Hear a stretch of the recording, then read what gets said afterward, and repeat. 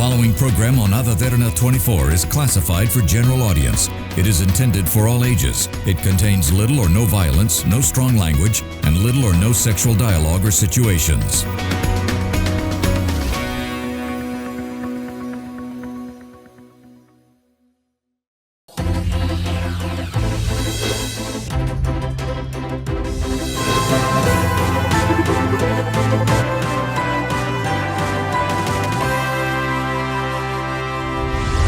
Good evening, and you're joining us on another episode on Business Best, and this is a platform where we showcase the best in the business, and we will be introducing to you people who have excelled in their particular field in order to showcase their latest developments in their respective industry. Now today on the program we have a very familiar guest, I would say, because a few months ago we have been interviewing the company Uber, because a report was launched and showcasing how they have contributed to our Sri Lankan economy, and now they have taken another major step in order to increase the sustainability and also reduce the fuel consumption. Now with that introduction, I would like you to be introduced to Mike Orgill, the Senior Director, Public Policy and Government Relations, Asia Pacific Region at Uber. Mike, nice to see you again on our program. It's great to be back. Thank you so much for having me. Yeah, of course. And if I remember right, 4 months ago, we were talking about when I asked you what your next step for Uber is, and you told us that you are planning to shift into EVs and also increase the sustainability. And here you are already making that step with Uber and also partnering up with a local manufacturer here. So tell us more about this partnership and what your aim is on this. Absolutely right. So as we talked about, I think last time, that we have a global goal that by 2040, we want to be a zero emissions platform. And that's bold, it's ambitious, but something that we think is really important for all of us to be able to do. And we've kind of come to the understanding that we need to take a local first approach when it comes to sustainability. And we started here with our Uber Eats business, and we partnered with a company called Lumala Bicycles. You may have ridden one before, which has created a custom bicycle for delivery partners. And so what this is it's a electric cycle that has a range of about 100 kilometers. It charges in 4 hours. And we yesterday gave away 100 of these bicycles to 100 of our most engaged delivery partners. That's amazing. So tell us more, Mike, about this partnership and how it came into play. And the launch happened today, right? Yeah. So we were looking at ways that we could increase the number of electric vehicles, but also cycles. So if we rewind back to 2021, we know that there was a fuel crisis here in Sri Lanka, and we turned on a feature on our app that allowed for people to actually be able to do deliveries on cycles. And what we had to do was actually change some of the way that the product and service work, because people on cycles are going to be delivering for shorter distances than somebody that's on a motorcycle or in a car. And so we were the first to launch that. And as we saw quite good adoption of people delivering on cycles, in some weeks up to about 30% of all of our deliveries were happening on cycles, we wanted to figure out what are ways that we could incentivize this transition from motorcycles to also electric cycles. So we reached out to Lumala and said, hey, we're looking at all the different models that you have, and none of them are quite right for the Uber Eats delivery. They might be good for a consumer. And they were great partners, and they came up with the idea of how can we come up with something that's customized for an Uber Eats delivery person. So the kinds of things that matter are, first, the range. You need to be able to go quite long distances and for a good chunk of time. And so they were able to make a bike that goes for 100 kilometers without needing a charge. And second, we're looking for something that actually can store the food on the back. And so they built it so it has the rack and the space in the back for additional storage. The bike's able to charge in about 4 hours, so people can do their deliveries during their schedule, and then they can charge it overnight when they're not doing the work. And it's something that's really powerful for those individuals. Further on top of that, Lumala has gone and said that they're going to be giving a discount for Uber Eats delivery partners who want to purchase a cycle if they're not part of this 100 e-cycle giveaway. It's nice to hear that Uber, UK-based company, partnering with our local firms here as well.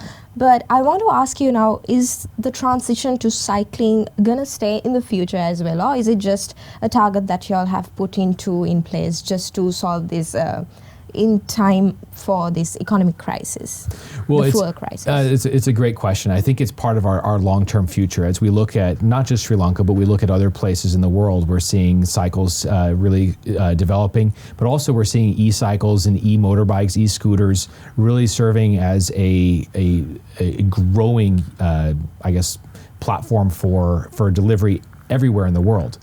Every country is interested in sustainability. Every country wants to make this adoption of electric vehicles. And as I said, we want to work with local partners, and we want to make sure that we're doing things in a locally relevant way. It just so happens that here in Sri Lanka, we have the double ambition of helping delivery partners during a fuel crisis and this transition to electric vehicles. And so this is one of those two birds, one stone kind of initiatives that really helps them. One of the cool things, if you think about the delivery partners, is that right now, if they're driving a motorcycle, they're going to spend a certain amount of their income or their earnings on fuel costs. And when they shift to electric, they're going to see a savings of over 90% on their actual fuel. If you think about what it costs to charge the battery versus what it would cost you to fill up your motorcycle. So hopefully this is also good for their bottom line as well. That's true. Like financially wise, it's definitely going to save them a lot more. But what was the response you received from from your drivers, and the shift from electric from normal fuel consumed vehicles into EVs? Were they okay with that? Excited. They absolutely were excited about this. So when we went out to look at opportunities for delivery partners who wanted to make this shift, the demand was really, really strong for this. I think if you sort of zoom out and say, why do people not typically want to move to an electric vehicle? One is that there's a lack of familiarity with options. And two, there's some of the natural anxieties that come with any kind of shift in technology. So part of this effort is, one, to make people aware that there are options that do exist for light electric vehicles like these e-cycles, and secondly, that these things really can work, that they're designed and customized for the use case of Uber Eats. So as a delivery partner, the last thing that you want is to be out there doing a delivery and you're trying to get someone their food and you run out of charge and you don't know how to charge it, and it's going to take time. And so being able to have the comfort that this thing is actually going to work is really important for anybody to make that switch.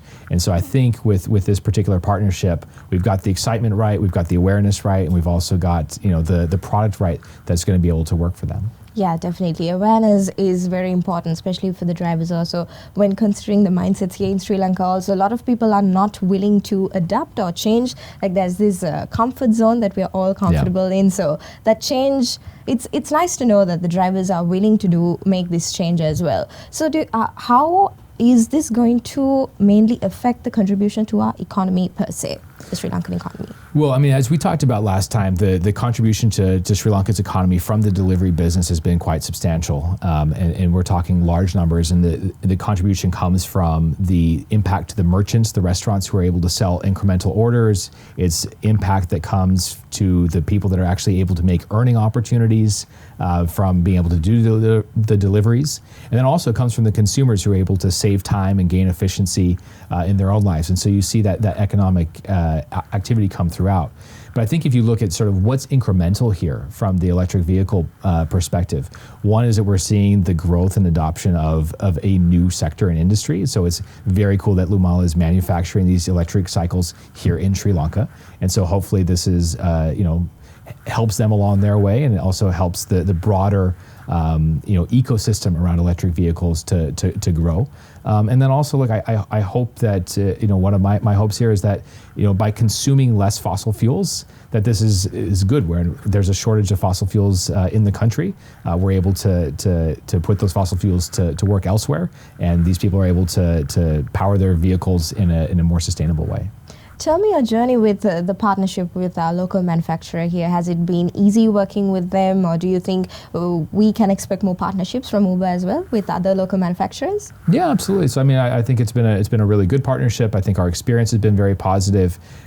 We believe that the way that you get to broader adoption of electric vehicles really takes an industry-wide approach. So it's not just, Uber's not going to solve electric vehicles in Sri Lanka, nor is Lumala, right? But it's really how do we get everybody in the entire ecosystem pulling together in the same direction. And so, we've got a pilot with Sling, which is a mobility provider to do electric scooters, so that if you're looking to get a last mile ride, we were able to do a ride on an electric scooter. But our ambition is that as you look forward, you should be able to go anywhere, get anything, all powered by an electric vehicle.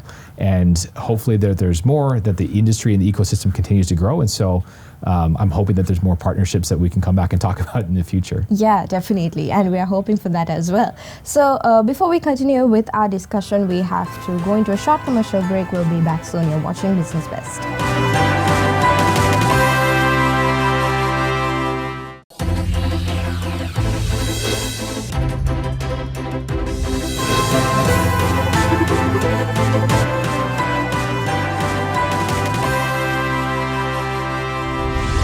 Welcome back to Business Best, and we were in discussion with Mike Orgill, the Senior Director, Public Policy and Government Relations in the Asia Pacific region at Uber. Mike, we were just talking about the partnership that you have come up with a manufacturer here in Sri Lanka and what the goals are for Uber in order to increase sustainability here in Sri Lanka as well. Now, what I want to move on to is, how do you think that this is going to affect mainly towards your company as well as Sri Lanka? What is the biggest impact you have with this partnership?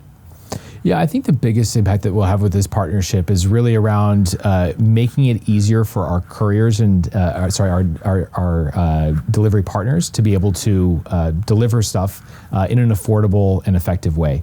And so we know that our delivery partners spend a good amount of their earnings on fuel to be able to do more of the deliveries. And this should make it more and more possible for them to do this in an affordable way.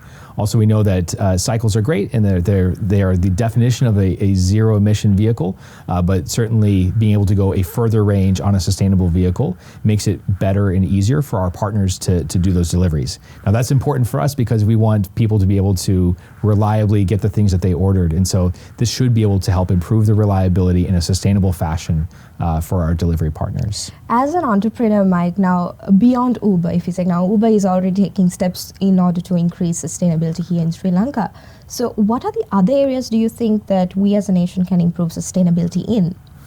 Well, there's a lot to do even on the electric vehicle front, and there's a couple things that are super important. Number one is to increase the number of available electric vehicles, and so great that Lumala is taking the step to produce this type of electric bike, but certainly there's a lot more that could be done in terms of production of two-wheel vehicles. Even you think about three-wheel electric vehicles and sort of what we think about in the traditional sort of electric cars. And so what we need to do first is figure out how do we get more of those models available in Sri Lanka.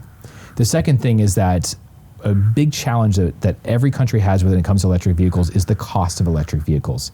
And really sort of the magic number that everyone's looking for in electric vehicles is the total cost of ownership.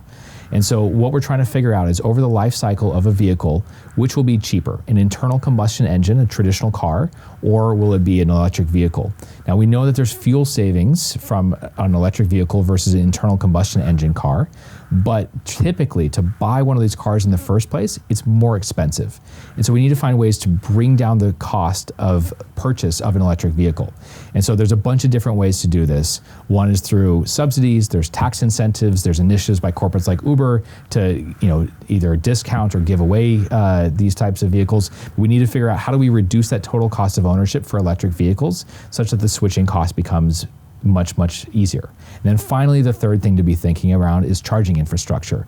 So, whenever you talk to somebody about why they don't want to switch to an electric vehicle, if you can get over the cost bit, if you can get over I'm not sure it's cool as my traditional car, one thing that they're always really worried about is this range anxiety. Will my car be able to go far enough, or what happens if I need to go a long distance, I got to charge and it's going to take me 4 hours to charge.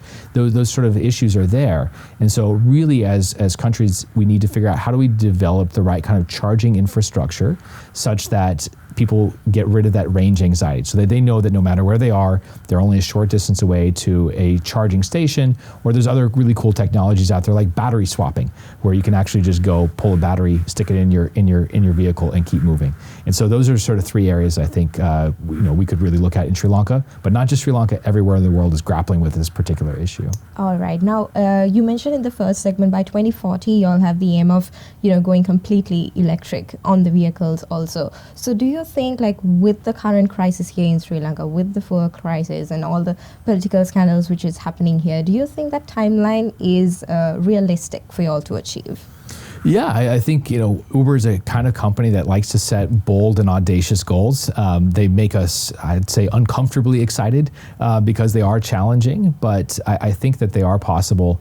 And if you look at the adoption of EVs globally, it's really, really started to gain a lot of momentum over the past couple of years. And I think that Sri Lanka won't be an exception.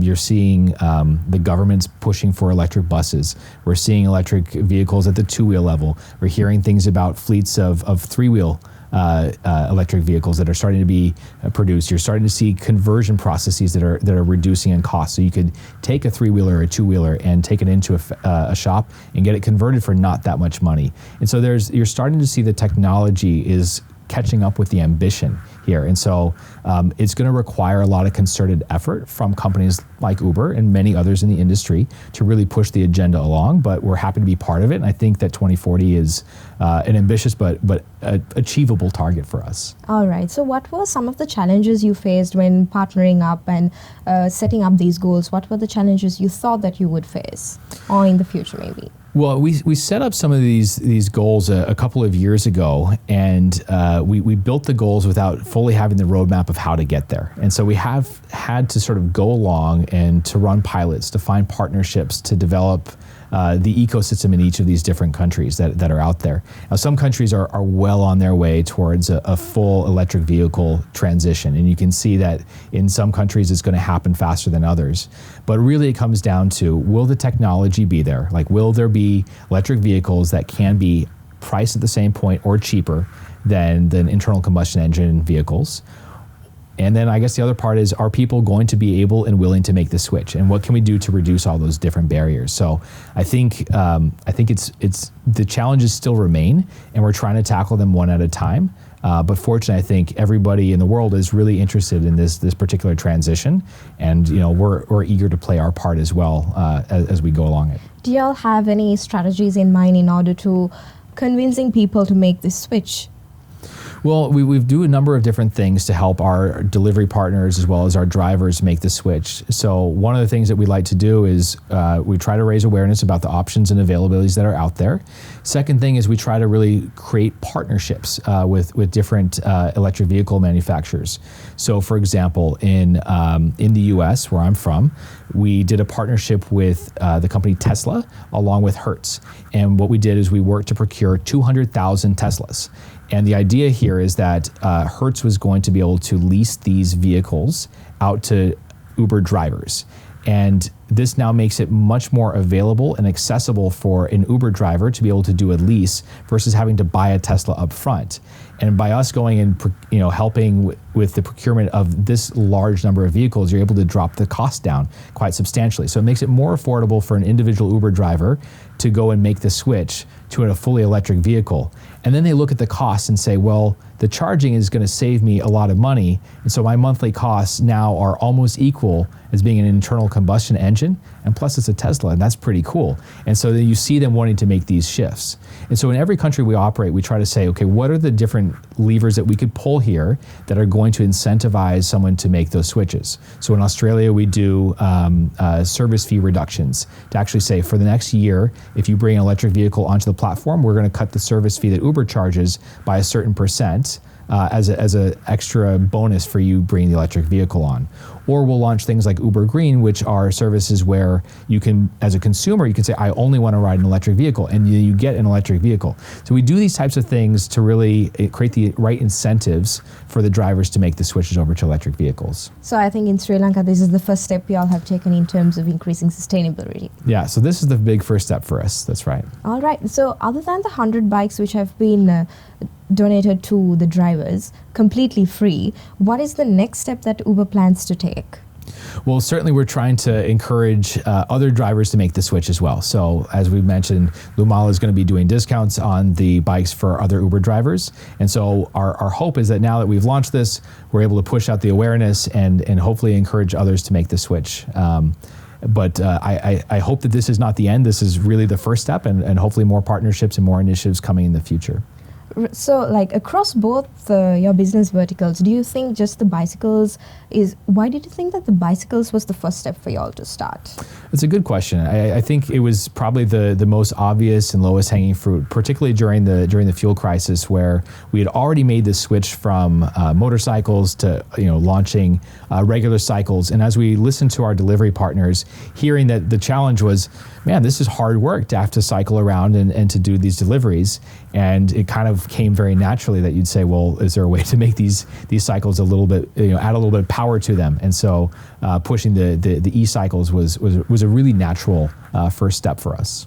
What was the support you received from our country in terms of the government as well? Were they supportive of this shift?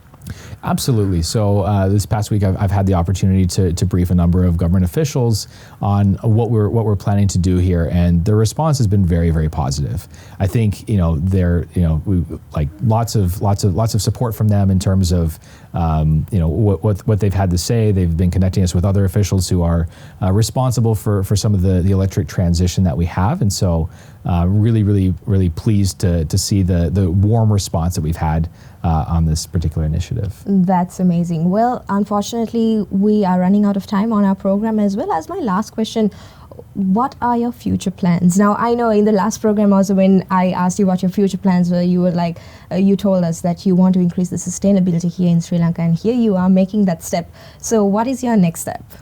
Yeah, well, look, our overall ambition is to be a go anywhere, get everything platform. And so I think, what we continue to what we aspire to is being able to service more of the country. And so bringing rides, bringing our delivery products and services to everybody in Sri Lanka is certainly something that we're very excited about. Well, Mike, thank you again for sharing your experience here in Sri Lanka, and I wish you all the very best as well on this initiative. And I'm proud to say that, Uber is taking these steps in order to increase sustainability and reduce the fuel consumption here in Sri Lanka. And it's impressive to know that, these steps have been taken in a really fast pace. So anyway, all the very best, and hope you have a safe flight back home. Thanks so much. And that was our episode on Business Best. We will be back again next week with another product or service that would interest you. Just in case you couldn't watch us on air, you can always rewatch by catching us on our YouTube channel, youtube.com/Derana English. I'm Suzanne Shanali. Stay safe and have a good night.